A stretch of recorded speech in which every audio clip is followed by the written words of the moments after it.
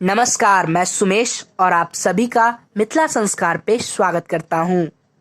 आज मैं आप लोगों के लिए करवा चौथ की पूर्ण विधि लाया हूँ कि कैसे करें करवा चौथ व्रत।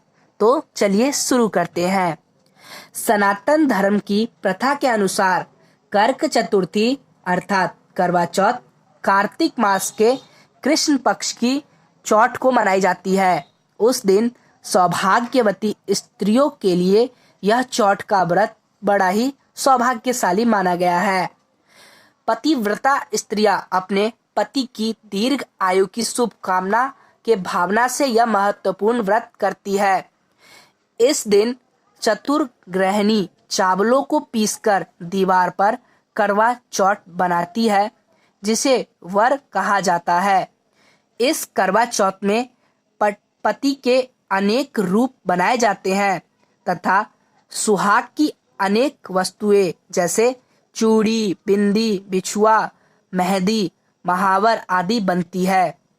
इसके अतिरिक्त दूध वाली गाय, करवा बेचने वाली कुम्हार, महावर लगाने वाली नाई, चूड़ी पहनने वाली मणिहारन, 7 भाइयों की इकलौती बहन, सूर्य, चंद्रमा, शिव और पार्वती आदि देवी देवताओं की भी चित्र बनाई जाती है। साधक स्त्रियों को इस दिन निर्जल तथा निराहार व्रत रखना चाहिए।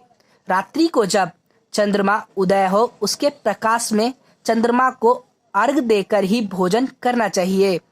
पीली मिट्टी की गौरा की प्रतिमा बनाकर उसकी पूजा करनी चाहिए। यदि दीवार चिकनी हो, चित्र न बन सके हो तो पूजा प्रकाशन से छपा हुआ करवा चौथ का चित्र मंगवाकर दीवार पर टांग कर पूजा करना चाहिए। करवा चौथ की विधि यही थी। आपको ये विधि कैसी लगी हमें कमेंट करके जरूर बताएं।